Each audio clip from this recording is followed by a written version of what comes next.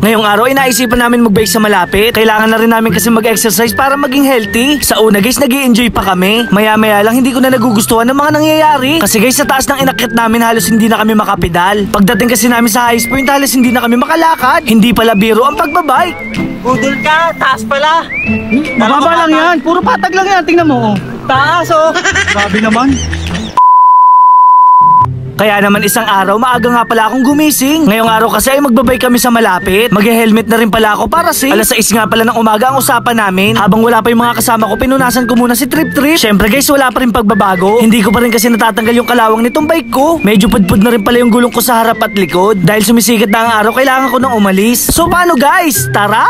Ito nga pala yung outfit ko for today's video. Munti ko na nga palang di makilala yung makakasama ko sa pagbabike. Siya nga pala ang kumpare kong si Dominic. Kaya naman road trip na naman ang mga ipis. May dadaanan pa nga pala kami sikat na vlogger. Dito nga pala sa McDo ang meeting place namin. Medyo nahihiya lang ako kasi kanina pa siya nag-aantay sa amin. Pinakita nga pala ni Boy Skincare ang laman ng bag niya. Meron nga pala siyang dalang power bank at pambomba. Dumating na rin pala si John Mark, ang pang-apat nating kasama. O diba guys, napaka-solid ang lineup namin. Bago pa kami abutan ng init, nagpa siya na kaming umalis. Napakasaya ko nga pala kasi magbabike na naman kami sa malapit. Yung tipong chill-chill rides lang at walang iniisip. At syempre may mga nakasabay din pala kami nagbabike. Unang destination nga pala namin ay Nubali. May mga pangilan-ngilan na paahon dito pero kaya naman namin. Naisip ko nga guys, kailangan din pala ng bike ng side mirror para nakikita natin kung may mga parating bang sasakyan. May nakakasabay kasi kami dito malalaking truck at mabibilis. Mabuti na lang dito sa amin may napakalaking bike lane. Kasya nga pala dito ang 3 bike sa isang linya. Ang kaso lang guys, pagdating sa dulo sarado. Kailangan pa namin buhatin ng bike namin para makarating sa kabila. Ilang saglit pa nakarating na kami dito sa Nubali. Dahil maaga pa wala pa masyadong tao. Syempre kailangan namin magpahinga. Malayo pa kasi ang lalakbayin namin. O diba nakarating kami na ligtas at maayos. Kailangan ko nga palang bumili sa 7-Eleven. Dito guys, pagpasok ko nakita ko nga pala agad si Christian. Dahil friendly nga pala ako, marami tayong kakilala. Kailangan ko na rin palang bumili ng tubig. Nagulat nga pala ako kasi may nakakilala sa atin. Big shoutout nga pala sa inyong lahat. Dahil gutom na rin ako, siopaw nga pala ang binili ko. Shoutout nga pala kay tropa. Dahil gutom na rin yung mga kasama ko, bumili na rin sila ng kakainin nila. Big shoutout din pala sa batang to. Mag-iingat kayo at wag kayong lalayo.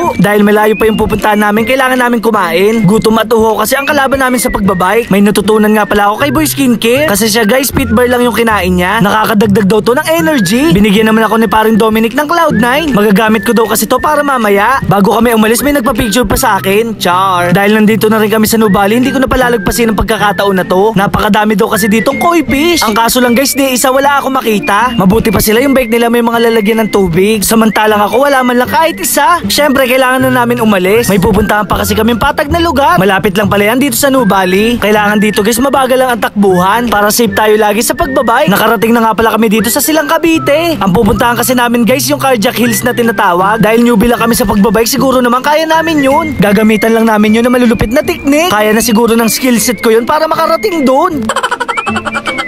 Kaya lang hindi pa nakakalayo, bigla na akong hinapo. Wala pa man kami sa existing point, parang hindi na namin kaya. Char. Dahil nandito na kami, hindi na kami uurong. Sa mga oras na to, nahirapan na akong pumadyak. Mabuti na lang na-invento na tong pag-a-adjust ng kadena para kahit papano hindi na tayo mahirapan. Nagpahinga kami saglit para makarecover sa pagod. Malapit na kasi tayo sa existing part. Sa una-unahan nito, medyo paakyat na. Kaya naman guys, yung mga tuhod ko medyo nanginginig na. Eto na nga pala yung sinasabi ko. First time ko lang pala umakyat ng ganito kataas. Nakakatuwa lang guys kasi yung mga kasama ko napakalakas umahon. Tinitiis nila yung kasi naka-video sila. Char. Ang kaso lang guys, yung isa namin kasama medyo kinapos. Finally guys, nandito na nga pala kami sa cardiac arrest. Hindi nga pala ako makapaniwala sa sarili ko. Grabe guys, napakalaking achievement nito. Ang kaso lang guys, yung mga kasama ko pagod na pagod.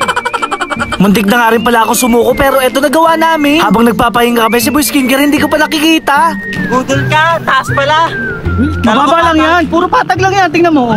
Taas oh. Grabe naman. Para bumalik daw yung energy namin, kailangan namin kumain ng chocolate. Kapag nandito kayo guys, kitang-kita nyo yung ibaba. Dahil mabait naman ako, binigyan ko rin si Boy Skincare. Binigyan ko din pala si Mark dyan. Ang kaso lang guys, yung last bite biglang nahulog. Dahil wala pa naman tong 5 minutes, syempre kakainin ko to. Konting ihip-ihip lang to, yummy may tome. Isang karangalan din pala kay paring Dominic. Sa matagal na panahon kasi ngayon lang ulit kami nagkasama. Dahil tumataas na ang init, hindi na rin kami magtatagal. At dahan-dahan na nga pala kami bumaba.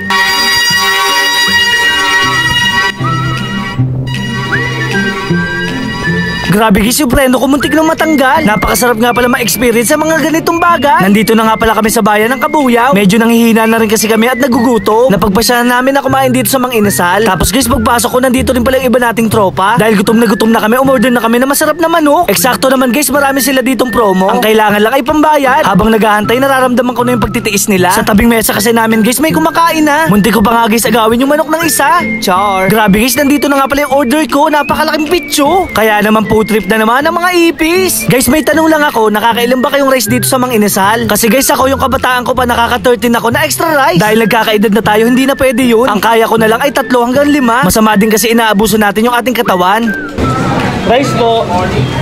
Eto nga pala yung pangalawa kong kanin. Sa gutom namin, pati sila Boy Skincare na pa extra rice na rin. Guys, eto naman yung pangatlo kong extra rice. Pinadagdagan ko na rin ng isa pa para eto na yung pang-apat. Sa tagal namin kumain, nagpaalam na rin yung iba nating mga tropa. Mag-iingat kayo lagi at huwag kayong lalayo. Alam nyo ba guys, hindi ko na pinaalis yung nagbibigay ng kanin. Char. Guys, finally, eto na yung panlima. Kung marami pa akong kanin, kaya ko pa mag-anim. Ang kaso lang guys, masama na ang tingin ni Boy Skincare. Nag-take out na rin pala ako para kay Aling Regina. Bago nga pala kami umuwi, dumaan muna ako ng palengke. Dahil mainit na, kailangan ko ng pangontra. Bibili nga pala ako ng panlagay sa braso at panlagay sa mukha. Syempre, ayoko naman masira yung maputi kong kutis. Baka kasi pagalitan ako ni mama. Char. So paano guys, hanggang dito na lang. Maraming salamat sa panonood. Paalam! Yeah!